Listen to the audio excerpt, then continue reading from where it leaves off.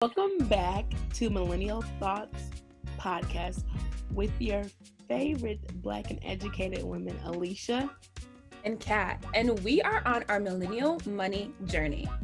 Two millennial women navigating adulthood, learning everything that college didn't teach us. Let's get to the biz. Budgeting, investing, savings, and student loans. But first, make sure you join our Facebook group, Millennial Thoughts, so you can keep up with the new episodes, join the conversation, and get resources to help you on your personal finance journey. If you enjoy this episode, please leave a review on iTunes, Spotify, Google Play, wherever you may listen. And also don't forget to follow us on Instagram at Millennial Thoughts Pod. 2 L's, 2 N's. Now to the thought of the day. Welcome back to Millennial Thoughts. We have today Yasmin. She is a DC blogger and she's on her debt-free journey, aka on Instagram she's known as Darker Barrier. So welcome to the podcast. Thank you so much for having me. You are so welcome. I'm so glad you were able to come and give us some tips and tricks on this debt-free journey that we're all trying to live. Oh yes, definitely. So just give us a little bit of background about you, just some things that some people may not know.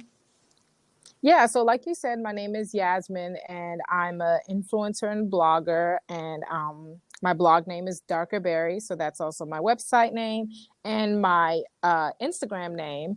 And my blog focuses on fashion, fitness, and finance for millennials living in the city.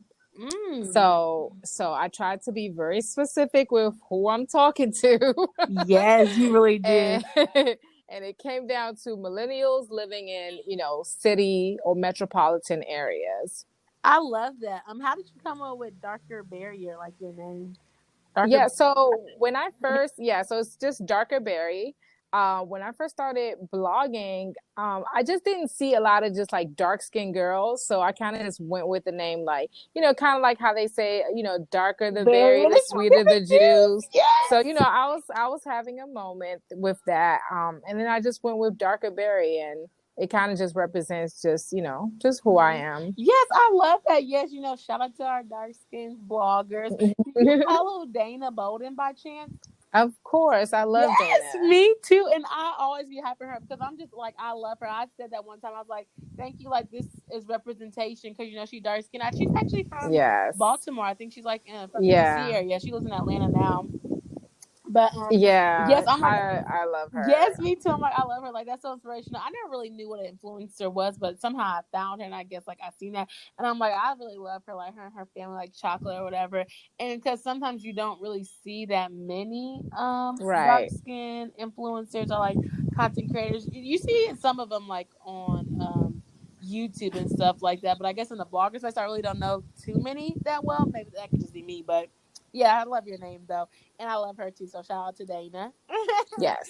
And I love how you said that you use your niche for millennials living in the city. So you already know it has to be popping. Oh yes, yeah. Because I just wanted to, because my niche, I want you to be able to relate to, my experiences and what I'm sharing, and because I live in DC, it's a very metropolitan area. So the advice and the stories that I give, you will relate to it more if you live in like, a city environment, as opposed to if you're a millennial living in a rural area or a super suburb area where you don't have access to, a big city. Mm-hmm. So what made you become a blogger, I guess, in general? Yeah. So I became a blogger because within my group of friends, I was like the go-to girl. So my friends would come to me for like hair advice and just different advice on little things. And I decided to kind of just transfer some of that knowledge, you know, and put it on the internet. So I actually started out doing YouTube, and then when YouTube got a little too time consuming for me, I switched over to having everything on my website and on Instagram. Oh, okay. So you said I did the YouTube, been there, done that. Yeah, it take you. Hey, shouts out to anybody who's a YouTuber, because editing videos and me right now, it's a lot of work. So it really is. I really look up to anybody with a consistent YouTube channel, because it's easy to start, but trying to stay consistent and have a great video quality, it takes a lot of work. So yeah, it does. I feel like that. I like YouTube, but I kind of feel like that on the blogger side. I'm like editing these blogs, like making sure your layout looks good. Like that is a lot of work. Typing and everything. I'm like, let me just do the video. I could talk it and I can keep it moving. Hey, at the end of the day, it's all work, and that's why you should get paid for it, because it is a lot of work. Why you should get paid for it? Come on, like you should, because it really is a lot of work. And me having a podcast, YouTube channel, and blog, I'm like, okay, I can keep giving this content, but I need a brand or something to cut a check. Okay. Yes. Like yes. So I'm trying to figure it out, but nevertheless, like I guess I want to talk more about your experience with like finances and debt and different things like that, and how that has like shaped maybe your journey, even blogging, because I know you do talk about finance and stuff like that, and like money, and I guess how that your debt-free journey, like how is it going and how you kind of like started it. Yeah, so I started my debt-free journey about 2 years ago. So it was October of 2018. I got to a point in my life where, you know, I had a job. My job paid me, you know, a decent amount of money. I wasn't complaining too much at the time. But I just found myself constantly struggling to like make ends meet. Like I'll get paid, and then I felt like all the money instantly went out to, you know, all these different bills, and I had like credit cards. My credit card debt was just ridiculous. Okay, it was just crazy. And you know, I had a car, so I was paying like my car loan. So I just felt like I was living like paycheck to paycheck. Even when I got like bonuses and increases at work, I just felt like, why do I still feel so broke? So I randomly fell into Dave Ramsey.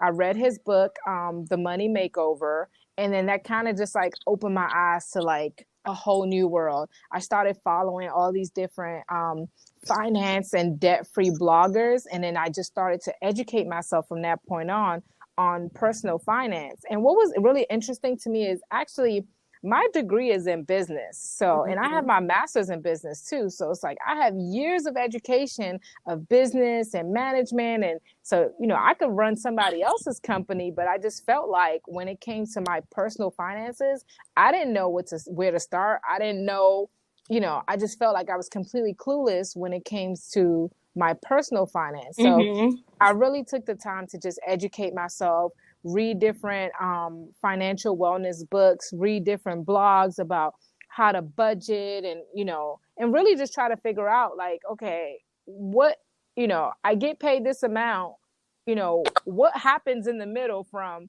me getting paid to me not having $0 in my account? Like what's happening in the middle? Is somebody stealing? You know, is there fraud happening? Is there a scam? Is Joanne the scammer like in my account taking my money? I'm crying and laughing. I really had to just like figure it out, like, and just literally go through my account like dollar for dollar, like, okay, what am I spending my money on? Where is it going? And then how can I make it better? It's so funny that like you said Dave Ramsey, because a lot of people that I have been interviewing, they're like, yeah, Dave Ramsey. I'm like, he must is like the go-to person. I don't necessarily follow him. I have heard of him, but I'm just like, I wonder like what makes him like the person that everybody like is attracted to when it like comes to like becoming debt free. So what made me like Dave Ramsey is I felt like first his book was simple and easy to read, because it's like I didn't want it, you know, sometimes you'll have like finance book and they'll just start saying all these words that you have nothing no knowledge of, or they'll overcomplicate something and you just get overwhelmed. And I didn't want nothing to overwhelm me. Like if I don't understand something, I need somebody to explain it to me in simple terms. And I felt like Dave, his process or his book, because he has several books, but the one that I read was called The Money Makeover. And that book, it was just like straight up, straightforward. He tells you exactly what your plan should be, and then he lays it out in seven different. He calls them baby steps. So he lays the plan out in 7 steps, and it's just like, if you follow this plan, you gonna get your life together. Like that's basically what he says. So it's straight up. So I think that's why a lot of people, go to Dave Ramsey. Now, I would say that it's just like, I don't recommend, following any finance guru like to the T, because at the end of the day, they're not in your home. They're not in your pocket. So it's just like, yes, they can give you really great advice, but it's up to you to take the knowledge that you receive from them and then tailor it to your specific needs and your specific goals. Because, for example, Dave Ramsey is like completely anti credit cards and anti borrowing any type of money unless it's like, purchasing a home or something. And personally for myself, I feel like it's okay to have a credit card so long as you are super responsible with it, so long as you're making sure that, you're not maxing out your card, you're paying it off on a regular basis. Like, I think credit cards are okay, but Dave Ramsey is like, hell no to credit cards. So, so that's just one example of something that Dave Ramsey teaches. And it's just like, I understand where that knowledge is coming from, but it's just like, for my life personally, I plan on still using my credit card in a very limited role. I'm not going to just pay my rent with my credit card, but if I'm going out and having brunch, yeah, I'll charge it to the account and then pay it off at the end of the month. Okay, so you like credit cards? You like using them? Yes, I do, because I use them as a tool, and then plus it's just like, I don't want to close any of my credit card accounts because I know it will have a negative effect on my credit score. So I do use my credit card. I have one credit card, and I'll charge maybe like $100 or $200 on it, or some amount that I know that at the end of the month I could pay it all off.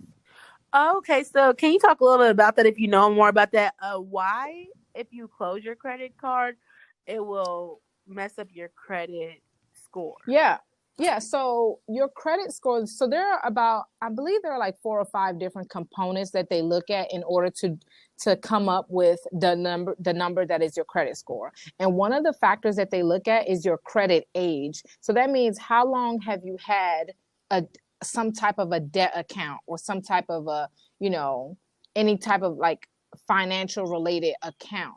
So if you had your credit card for 2 years and then that's the only debt that you had and you paid it off, but then you decided to just close the account, then it's like your credit age is like starting all over again. So if you're trying to buy a house or buying another car or something, they'll pull up your credit and say, okay, you may not have a long enough credit age, because your credit score is really telling someone how responsible you are with borrowed money. So the longer you have certain accounts open, it shows just like how responsible you are with these accounts. Oh, okay. And so then people don't necessarily close them because that affects your credit age. Yeah. Now your credit, if you close an account, of course you can do other things to build your credit score, back up. There are different ways that you can still improve your score. But just personally for me, and I am looking to buy a home within the next 2 to 3 years. So I do want to maintain my high credit score. So, so another thing that goes into calculating your credit score is your payment history. So they also want to make sure that whatever accounts you do have, whether it's a car loan, whether it's a credit card, or whatever account you have, they want to make sure that you're paying at least the minimum amount every single month and on time, which means that it's just telling somebody that you're very responsible with the debt that you are incurring. Like, so, okay, if you get a car and your minimum payment on your car is $100 a month, they want to make sure that, okay, she's paying this $100 every month on time, like she's supposed to do, which means that she's a responsible borrower. So it's just like, so if you go to a bank, they'll look at your credit history and they'll say, oh, okay, she's good with her money. She got it all together. So we can lend her some more money if she want to do something else with it. Oh, okay, I see what you're saying. And also, you're wanting to get a house in the next couple of years. Have you started like the process, like looking or anything like that? Or are you just like in the very much beginning stages? No, so I'm trying to prepare myself financially in order to be able to purchase a home, which means I want to clear off as much debt as I possibly can and then just start building up my savings, because I don't want to go ahead and buy a home unless I have, a nice nest egg of cash on hand. Because once you become a homeowner, it's not like living in an apartment. So if something goes wrong or something's broken, you can't call the property management office. You can't call like the maintenance people in your building to come fix it. You are now responsible for that. So I feel like I would be better equipped to be a homeowner once I have like at least a small little nest egg of some money, just so that it's just like, because I don't want to go into a home and then start missing my mortgage payment or start missing payments on other things, and then that will later on affect my good credit score. Yes. So, oh my goodness, I'm glad you brought that up, because everybody's like homeownership. Yeah, get a home because you're doing rent. I'm like, yeah, that's true, but think about the convenience of an apartment is that the maintenance will come out, like they'll come out, they'll fix this. You ain't got to worry about cutting no grass. You don't really got to worry about too much. If something happens, you can just call them and they'll help you, because that goes into your thing, like into your rent. But as soon as you get your own house, and boy, that plumber, that thing messed up, you got to call a plumber. You got to do this. Right. The toilet will be sitting there for about 3 months for you to get enough capital to even pay it off. And so, like, I think it's good to have a home, like home ownership, but it's just like, okay, well, everybody don't have $20,000 to put down and $20,000 saved if something goes wrong. That's exaggerating, but even if it's $20,000, no, but you're right. You're 100% right. And my viewpoint on home ownership is that it's like, yes, it's a great way to, to build wealth, to have something that maybe you could pass down to your children, or maybe you're buying a home to later sell it or flip it or whatever the situation is. But it's just like, I never advise going into any type of financial decision if you feel unprepared or if you feel uncomfortable. No one should pressure you. You shouldn't feel pressured to buy a home because all your friends are buying houses, so you got to buy one too. No, sis, if you ain't got your money together, if your credit score ain't looking like what it's supposed to do, honey, don't do it. Because there are banks out here that is just like, there are some lenders that they can work with you. They will find you a loan. They might have like a first-time home buyer program. They'll do what they need to do. And there are actually realtors out there that would do everything in their power to get you in the home. But then it's like, that realtor is not going to pay your mortgage every month. That realtor is not going to be there when your roof start leaking, when when your plumbing and your AC go out. You're going to have to handle that. So it's like, I never want people to ever feel pressured by society to do something as big as buying a home, because buying a home, that's a huge step. So if you're not ready, keep renting and keep saving until you are ready. I'm like, anyways, I'm like, I don't like paying rent. I'm like, I won't even like paying a mortgage. Honestly, I don't like paying anything, Hello. So it's not like if I was paying a mortgage, I still like, y'all paying a mortgage. No, that's more expensive. And so I do think now it's like about like passing down like generational wealth and different things like that. Like you could have property that you could still have property and passing down. It doesn't necessarily have to be your house, So I think even with that and stuff like that, it's like people learn different things. And who's to say that if I have this house right now that my kids are gonna want to live in it 30 years later? What? They might want a whole new house. And then I feel like there are other ways to invest and there are other ways to accumulate wealth other than buying a home. I don't think that buying a home is like the end all be all. Like you gotta have a home, like or you're not successful. Like no, you can invest in like the stock markets. You can start a business. You can invest in a business. Like there are other ways. I'm all for providing people with options. I never want to be in a position where I feel like I have to do something that I'm not 100% sold on, especially when it got to do with my money. Like, honey, I go to work every day. So when that deposit comes, I want to have full control over how my money is, Right. spread out throughout the world. And Mhm. if I don't feel like buying a house right now, I ain't Then, gonna buy it. baby, I ain't gonna buy it, right? Right. I just seen that I know you were talking about your job. I don't know if you still have the same job. Do you still like work in business or accounting now or no? No, I work in real estate, so I'm in Oh, commercial okay. property management. What? That's what I want to do. Oh my gosh. I don't know how to get into it, but I do want to work in commercial real estate. Yeah. That's how you know so much about the real estate. Should I need to bring you back for real estate season?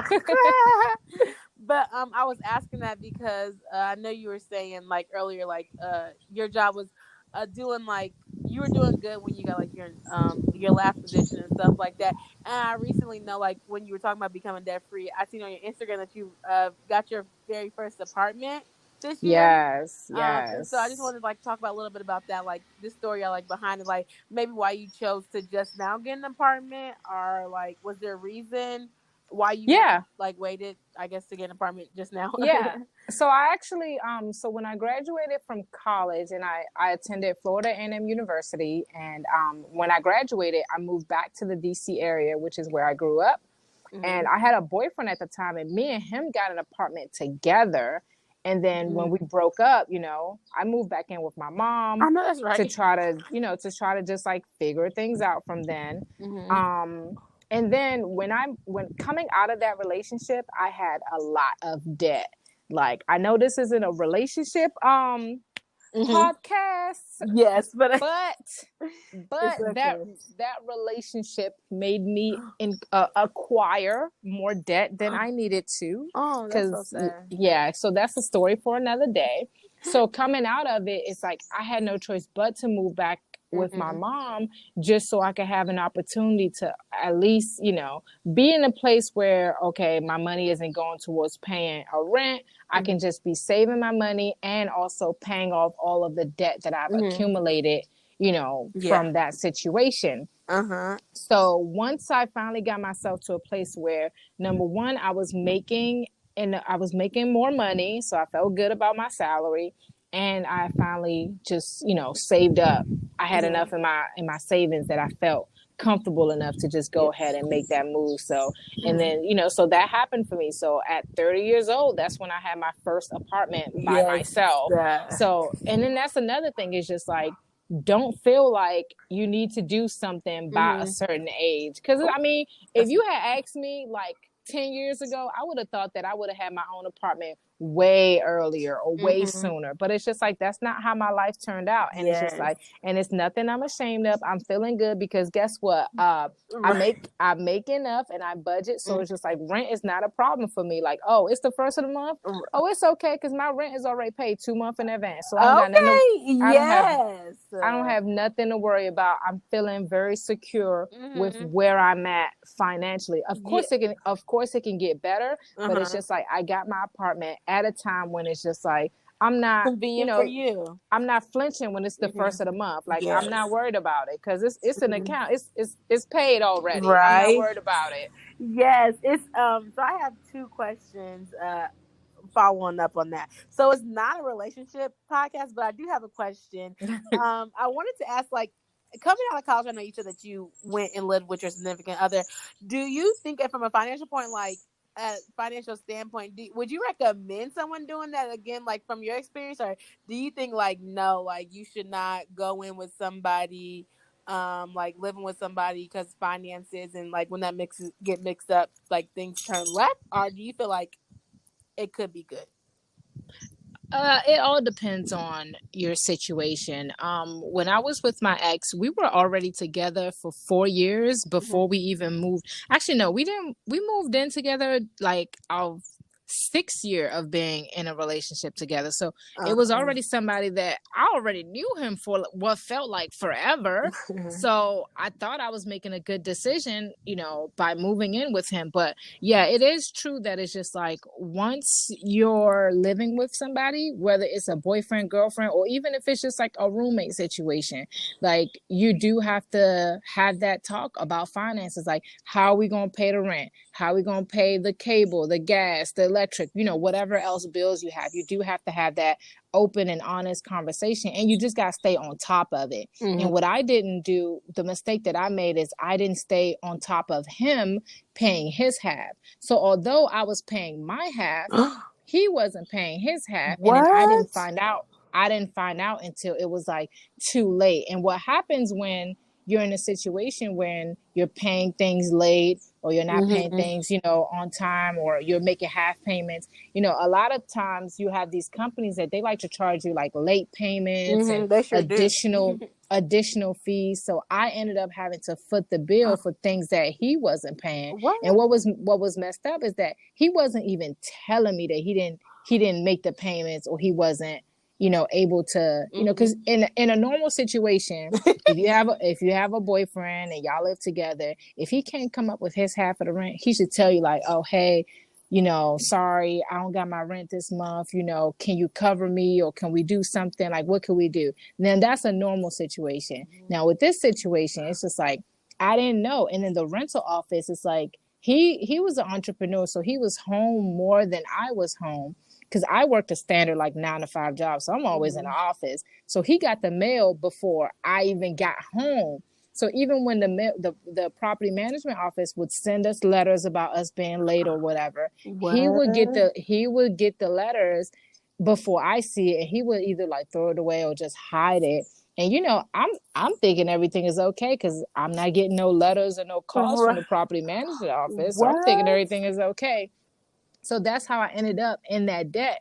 It's just because once we, at the end of our lease, we had this huge balance, and I ended up being the one that had to cover it. Why did you? Oh, heck no. Because, and the apartment was in my name. I was the primary, because at the time, my credit was better than his. I had a steady paying job, and he was an entrepreneur, so he didn't have a steady, every 2 weeks kind of paycheck. It's like he had like the busy season, the not so busy season. So definitely my advice to anybody who is contemplating moving in with their significant other is to, number one, have the conversation about income. Like, okay, do you have a job, and how often are you getting paid? Now, if you're an entrepreneur, if your significant other is an entrepreneur or works some type of job where they're not getting like a steady paycheck, then you should require them to have a sizable saving. Like, they need to have just like a huge emergency fund, just like stacks in a savings. So just in case they go into a period where they're not making as much, then at least they got a savings to kind of like back them up, and so that they can still make ends meet. Because at least for me, I know for a fact I get paid every 2 weeks, and I know exactly how much I'm going to get paid because I'm a salary employee. There's there's no surprises when I get my check, and if it is a surprise, I'm gonna call HR and figure it out. Right.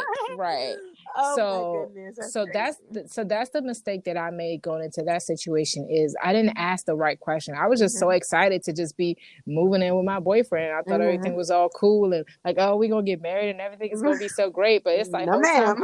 I'm not even asking all the right questions. So yeah, and your lights and stuff is on, stuff like that. Nothing's going on. You just like, well, I paid my half. Right. And for me, because my income is so steady and so reliable, all of my bills are always on like automatic withdrawal. Like, I always set it up that way so that I don't forget for myself. And it's just like, if I know the money is there, then it's just like, I don't have no problem about it being automatically taken out, because it's like, I don't take on more bills than I can handle. I've never done that. But because it's just like, I've always been generally responsible, but it's just like, because I had to cover for someone else's mistake, then that's what really kind of just like set me back a lot. And I just had to relearn everything, and just learn how to be super attentive about every single dollar that comes in and out of my account. And so definitely, if you're in a relationship out there, girl, or guy, or whoever, just ask those hard questions. And it could be uncomfortable having those type of conversations with your significant other, but it's just like, is I'll rather be uncomfortable having that conversation Right. than to be uncomfortable Paying paying off. off Right. You gotta say that. some bill or some debt that that wasn't even my fault. That's why I was like, I was like, I'm not living with my boyfriend, because I said that stuff gets a little iffy, switchy. I don't know. But yeah, when you say that, my friends, they're like, y'all live with them, because when it comes to the rent to pay the debt, and people be saying, that be a little funny. I don't know nothing about that one for real, for real. But that is a whole other conversation. But thank you for sharing that, because I think some people, like, in this generation, we do kind of live with significant others and stuff like that, because like we wanted to make it like cheaper to live and different things like that. But in some circumstances, it doesn't really work out because someone's not paying it, and it could be you, sis or sir. Make sure y'all paying y'all side of the rent, right? Or just be open to having conversation, like, because things happen. You might lose a job, or things may not work out for you, but in those times you need to be open enough with your partner to let them know what's happening, and then together y'all can figure something out. So in my situation, not only was he not making enough, but then he wasn't even telling me that he wasn't making enough, so I didn't have no clues, because I'm thinking everything is okay. Yeah, and then it's not okay at all. And so with that, I wanted to ask you said that you have your accounts on auto pay and stuff like that with your bills. So do you have separate accounts for your bills and fun play and different things, or do you have everything in one account? No, so I have a checking account where all of my expenses, get taken out. So that's all of them. So not only, like my rent, my phone bill, my car insurance, plus like my play money, like if I want to go to brunch, if I want to go take a vacation or something, all of that expenses, all of those are in one account. And then I have two separate savings accounts. I have a short-term savings and then a long-term savings account. Okay. So that's how my money is split up. Okay. Do you have a high yield savings account? No, it's not necessarily a high yield. It's the APR on that is really not that high, but it's with a credit union. So I chose to have my money with a credit union because, like I said earlier, I plan on buying a home, and credit unions typically have lower rates than traditional national banks. So that's why I wanted to make sure I had some of my money with them, so that if I end up buying this house, at least I already got I already have an established relationship with the credit union. That's true. Thinking about future, yes, that's what I'm talking about. And with that, like, what do you think? Like in this new generation, not this new generation, in this generation, like we're all about like financial freedom and generational wealth and things like that. What do you think about like those words? Like, do you think those are buzzwords? Like, do you have your own? Well, I know you have your own idea of like what financial freedom is to you. Yes, to me, financial freedom is just it's just a level of security. Like, I know that, okay, it's the first of the month. I'm not worried about nothing. I'm not asking my manager for an extra shift. I'm not out here trying to, hustle and babysit and dog walk to try to find enough money, just to pay my rent. It's just like, I'm good. I'm confident enough, with my level of finances that it's just like, I know that it's just like my bills are taken care of. Now, if I lose my job, then okay, I got something to worry about. But it's just like, as long as I'm still employed and I have my multiple streams of income, then it's just like, I'm good to go. So to me, it's just a level of security, just knowing that it's just like, because money isn't everything, and you want to be able to enjoy your life. So it's just like, you don't want to have to worry about money, and money can cause like so much stress on us that it's just like, whatever you can do to remove that stress from you, then it's just like, do that. And actually, one of the biggest part of removing that stress from you is to make sure that you're living within your means. Say that. And like, that is literally, if you don't get nothing from this whole conversation, it has to be live within your means. So if you making $40,000, then you need to be living a $40,000 life. If you making $75,000, then you need to be living within that bracket. Don't be out here trying to be, you champagne lifestyle, but you got a beer budget or a water budget. Okay, like don't stunt for the gram, and then be at home sleeping, on the floor or something crazy like that. Like, it's not cute. Because I know I personally know some people that it's just like, on social media, you think they like their life is so fabulous, but in real life, it's like, they're in massive amount of credit card debt. Like I'm talking over like $50,000 just worth of straight up credit card debt. What? Like just putting trips and outings and all this other stuff just on their credit cards because they're trying to keep up with a certain lifestyle. But it's like, Keeping up with the Joneses. If that's not you, then it's just like let it go. You can still have fun, but it's just like have fun responsibly. Like save up enough money so that you can go on a trip, so that you can buy yourself a nice bag or nice shoe or whatever it is that you want to get. But just make sure that you're always living within a means. And actually, that's one thing that is just like I've made sure to stress along my debt-free journey is because a lot of times when you hear these like super diehard like debt-free gurus on Instagram, like it's like they shut down their whole life just so that they could pay all their debt. I know that's that could be somebody else's way of living, but it's just like personally yours. For me, and it's just like I'm a blogger. I'm still trying to be out here on the scene. I want to go out with my friends. Like I'm young. I don't have any kids. I don't have no responsibilities. Yes. Like I'm still trying to be out here living my life. So it's just like as part of my budgeting, I know that I like brunch. So I'm going to budget a certain amount for brunch every single month because I know that's what I like to do. And I will go crazy if somebody forced me not to brunch and go out with my friends for like, 3 months or 6 months or something. Yeah. So you have to just like make sure that it's just like you're living within your means.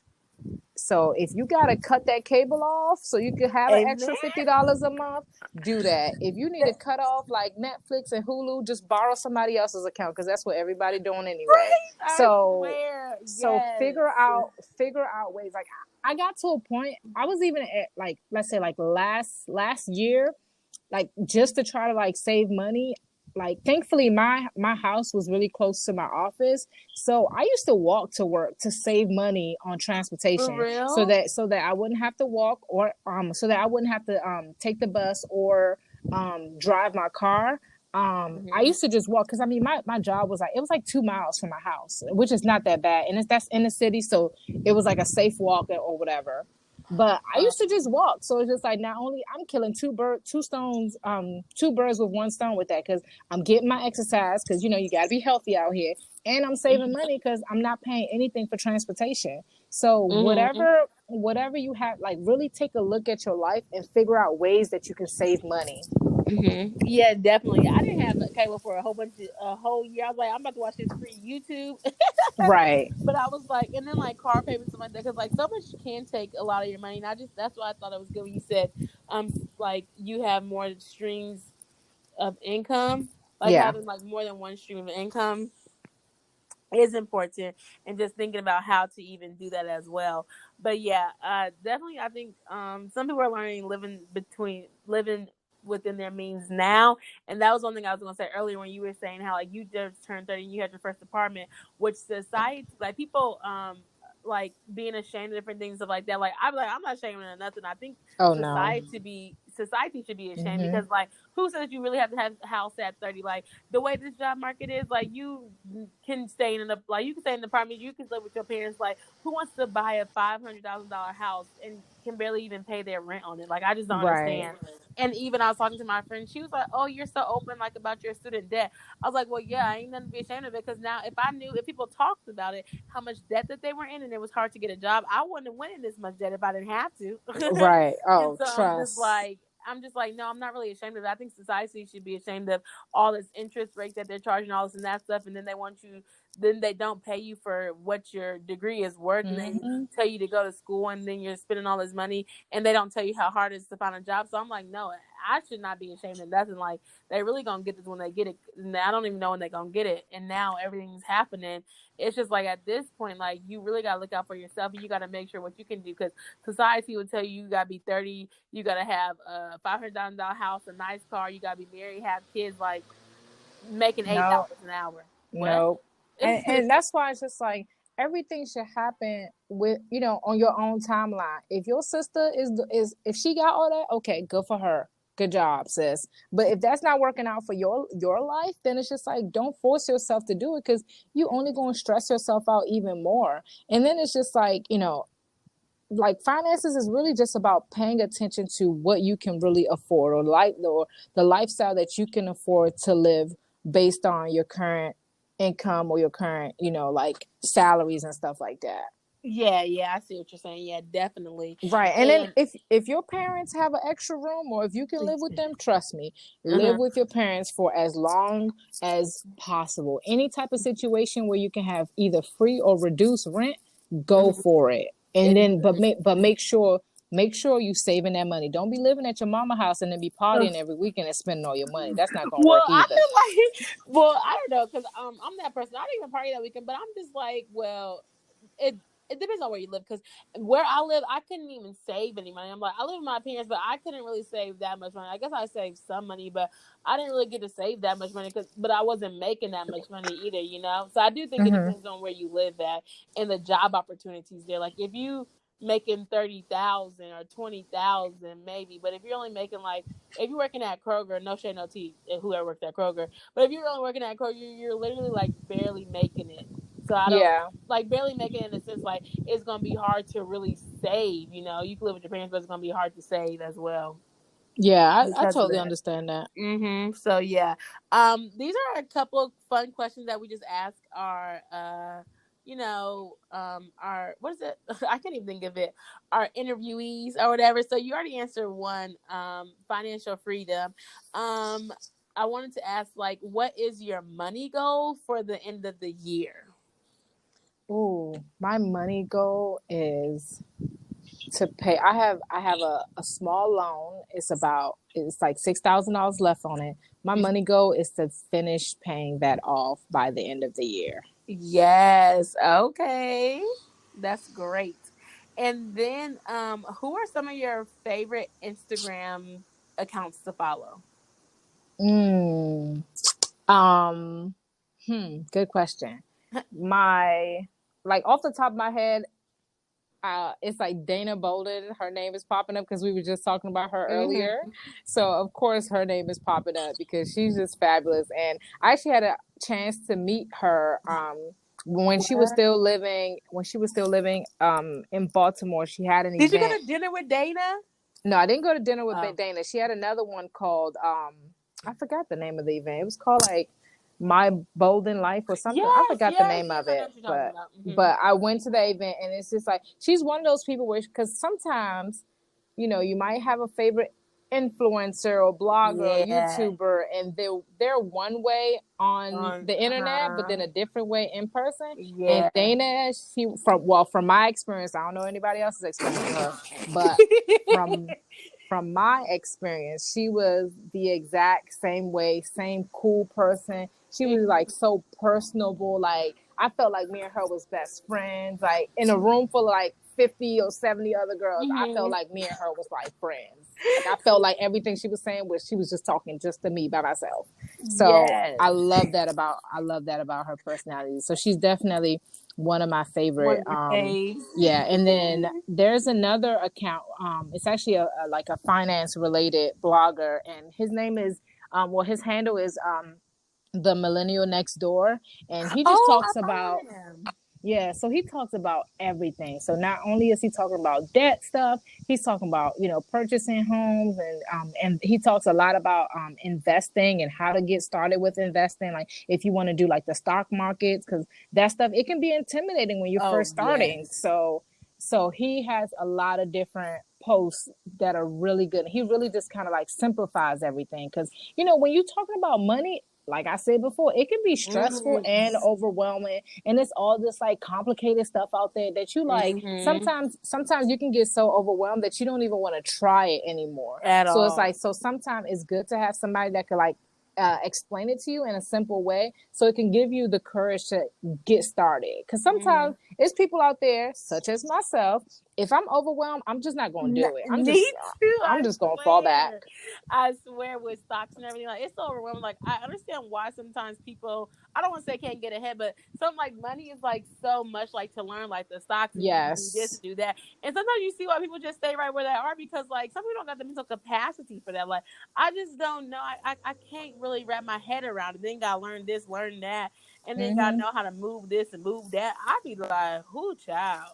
No, exactly. And that's why when you can find somebody that can just explain it in a simple way, and they Mm-hmm. have like an approachable personality, then learn as much as you can from that person, and then try to apply some of that knowledge to your own life. Yes, definitely. Love that. So I just wanted to ask you, are you like, was one of your goals with your Instagram? Yes, y'all go check out her Instagram. It's Darker Berry. And she has 10K followers, so she got that swipe up feature. That's what we're trying to get out here. But I wanted to ask, like, for if you're looking into being like a full time influencer, or do you like the balance of like a full time job and then I guess a full time influencer or a part time influencer? I don't know necessarily what you call yourself with the. No, I'm actually fine with, I know a lot of people do this just so that they can be able to quit their 9 to 5 one day, but that's not in my like 5-year plan. I like having that stable income because, Mhm. honey, ain't nothing like that every 2 weeks check that just be coming in there. And I You mean, said it a granted, lot this girl, episode. You do like girl, that. girl, because I get paid next Thursday, and girl, I already divided that whole check up. I already know exactly what's gonna happen with that money. Okay, I get really excited. Yes. But and especially because my next check is like, so I have like a bills check, and then I have a free check. Mhm. So my first check, Yes. all of that money goes towards paying a bill, and then the second check is like all that money is play money because ain't no more bills to pay. So Mhm. I get excited about the You get second check. excited on that second check. Yes, like Exactly. okay, what brunch is going? What trip am I about to plan? Exactly. But yeah, so I'm not trying to quit my job no time soon, not in the next 5 years. Not unless something, significant. Not unless I just like Mhm. randomly just like blow up to some weird capacity or something. But no, Hey, I you like win that Maddie James challenge, okay? You might get right. 100K. Right. That was definitely a great challenge to really kind of just like, get myself Uh-huh. more focused on the blog. And I have started making more money from my blog now. So I'm very Yay! happy. I'm That's very happy with good. that. But it's just like, being an influencer, as you know, it's a It's lot of hard work. work. It's a lot of work, and you always got to be hustling. And, Yeah. right now, I really enjoy having the bulk of my income come Right. from come from my regular 9 to 5 job, because Mhm. sometimes I see that when you're an influencer, when some of them are out here really just chasing these deals and chasing these sponsor posts, they ended up, it's like their whole page is not authentic anymore. It's just like a whole ad. It just looked like a newspaper with just a bunch of ads or something. Mhm. So I'm just like, where's your Ooh, Maddie did say personality? use the ad space. Right, but it's just like you can't be over if every single post you got is a sponsor post, then I'm just Mhm. like, girl, do you even really like this product? Or are you just accepting a check? Mhm. Like I know that's why it's like so hard, kind of, because it's like, dang, you want them to get paid, you want them to get their coins, but then it's like, okay, girl, I'm tired of you talking about some blinds and some couches. Like that's not what I followed you for. But I don't know. It's right, like right. iffy. But I like that too, like balance. Like I'm like, I want to do this, but I also like the idea of having a 9 to 5. Yeah, because like for example, like I know one blogger, like she started posting just out the blue. She does like fashion stuff, so I followed her for fashion stuff, and then out of the blue she started pushing all this like flat tummy tea stuff, and I was like, oh god, once it gets to flat tummy tea, ain't nobody really Mm-hmm. using flat tummy tea to lose weight. Like, come on now. Like, and then you And when start. celebrities are using it and everything, nah, Right, we and good, I'm like, sis. I know y'all not using that stuff for real. Come on, like, Mm-hmm. so, and then she was just like pushing on this like random product, and it just didn't feel like. So, like Maddie was saying, you gotta like have things that you have to like, tell your story. So it's like all these products and stuff. It wasn't fitting her story of being like, Mm-hmm. this fabulous fashion person. You Mm-hmm. just like pushing random, and I mean, by all means, get your check, boo. But it's just like you need to find a way to integrate it Yes. so it doesn't throw your audience off. And for me, Mm-hmm. I want to keep my brand as authentic and straightforward as possible. And Yeah.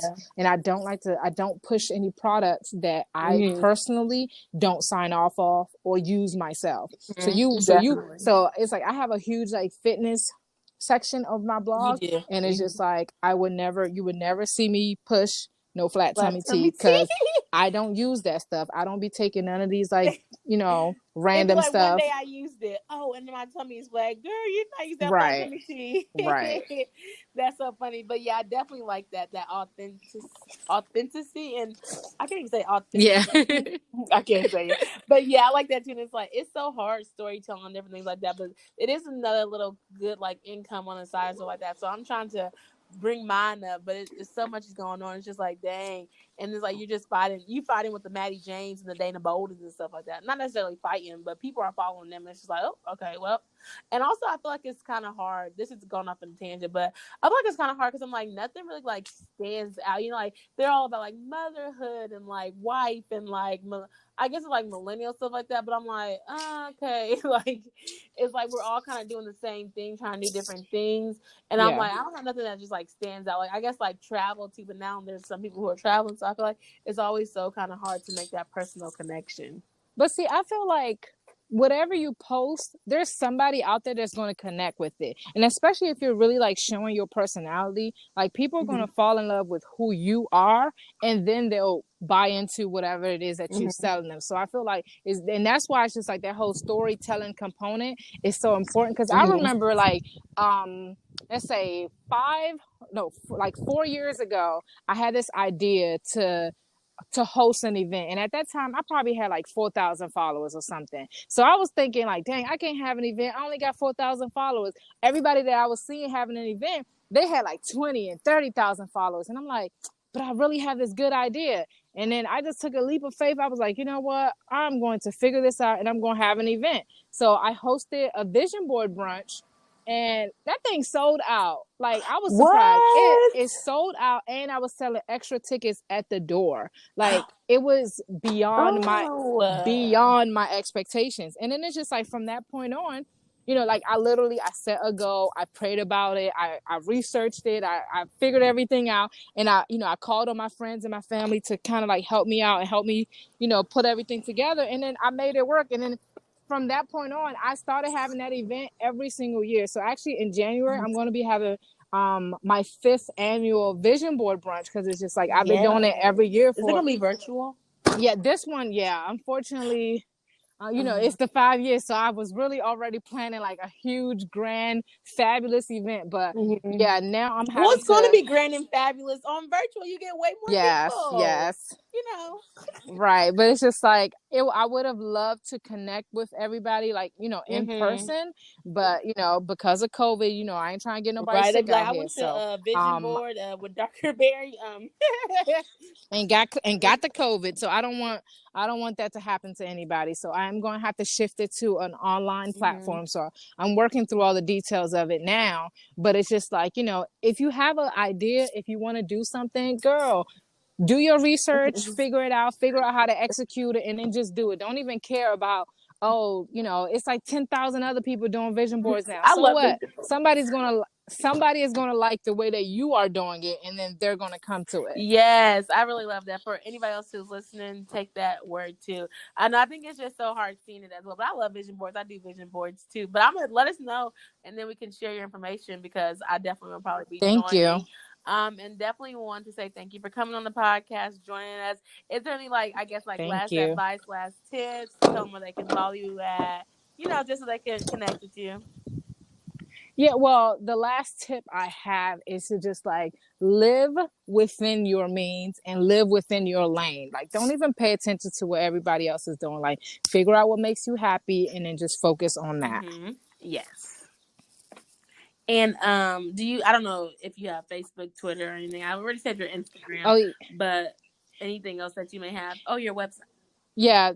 The best way to connect with me is on Instagram, and it's Darker Berry, and it's the Berry is spelled with an IE, not a Y. So, and then on my Instagram there are links to my website, and usually anything else I'm doing, there's a link for it within my on my Instagram. Yes. So I want to say thank you so much for listening. And if you do not, go ahead and follow us on Instagram at Millennial Thoughts Pod, 2 L's, 2 N's, and leave us a review on wherever you listen to us at, iTunes, you know, Google Play, wherever it's at. And make sure you just follow us and stay connected, and join our Facebook group, Millennial Thoughts, as well. And yes, Thank you all for listening. Hope you all enjoyed this. Thank you for being a part, Yasmin. This has been great.